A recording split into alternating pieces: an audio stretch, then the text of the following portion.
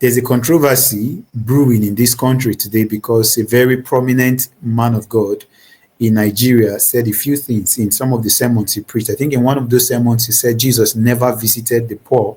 How did Zacchaeus acquire that wealth? And did Jesus approve of the manner in which Zacchaeus acquired that wealth? And then what transpired in the house of Zacchaeus when Jesus got there? If the wealth of Zacchaeus was something to boast about, why did Zacchaeus now come to the resolution he came to after his encounter with Jesus Christ? Well, Zacchaeus was part of the class of the tax collectors, and so they colluded between Rome and King Herod, and so they really robbed the poor in Jerusalem and Judea, in those regions. So what you are saying is that the wealth of Zacchaeus was actually ill-gotten wealth.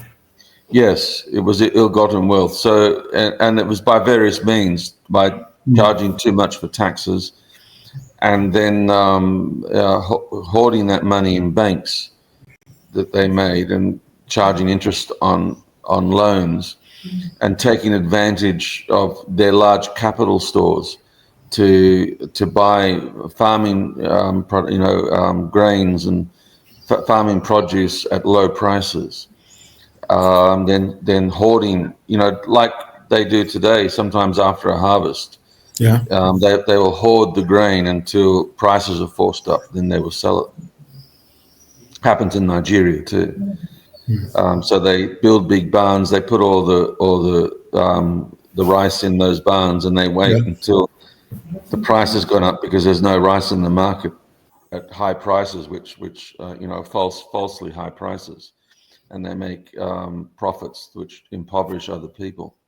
So that's the sort of thing that they did all the time. And once they had the initial money through taxes, they could invest it like that in unfair marketing strategies.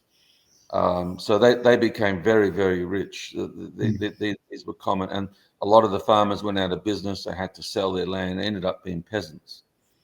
They didn't own their farming land anymore. And so that was that Jesus did not commend. In fact, he went there for the purpose of salvation of Zacchaeus.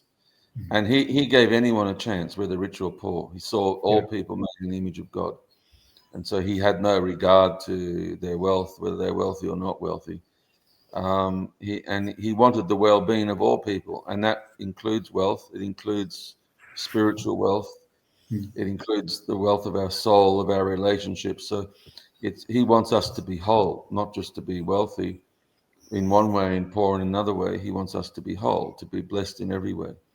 And that's the Hebrew vision in the Old Testament. Shalom or Sabbath in creation, everything was very good. So the Hebrew vision is that humans be blessed in every sense. And he wants that for all people. So if someone is wealthy financially and they're impoverished in their soul, that's a curse. That's not a blessing. So he wants us all to have God's blessing in our lives. So the idea that he didn't visit the poor is not true at all. It says that the common people heard him gladly. So he was always among the common people. He went to some Pharisees' houses and the rich people's houses, but he always rebuked them for their position towards the poor, that they didn't care for the poor.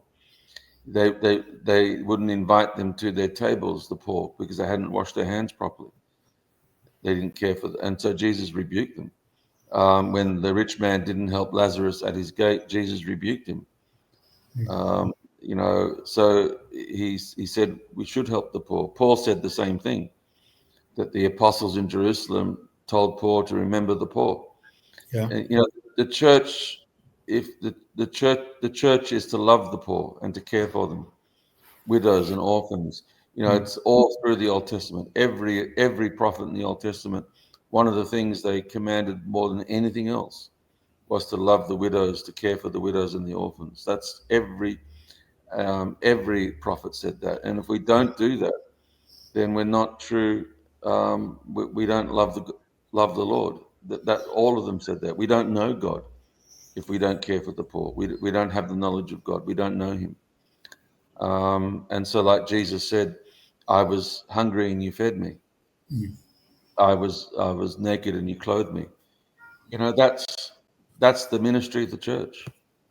The church is known in the country because of our compassion and our love for others that the world rejects, that governments don't help, that the rich don't care for.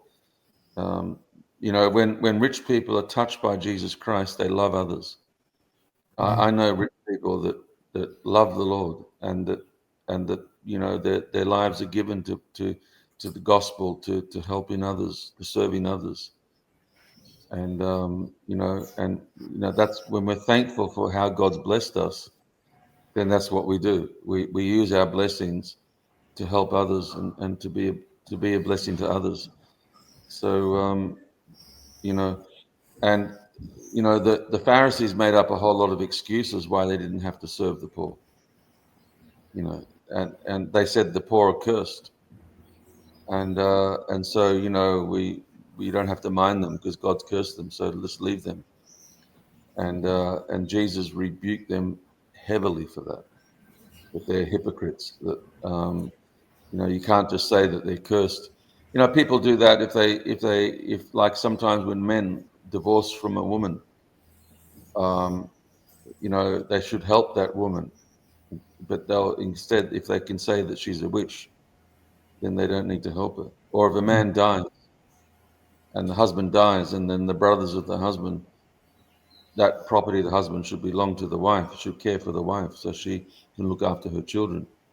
But if the brothers of the man who died can call the woman a witch, then they don't have to care for her. So if they can call the poor cursed, they have no responsibility of care.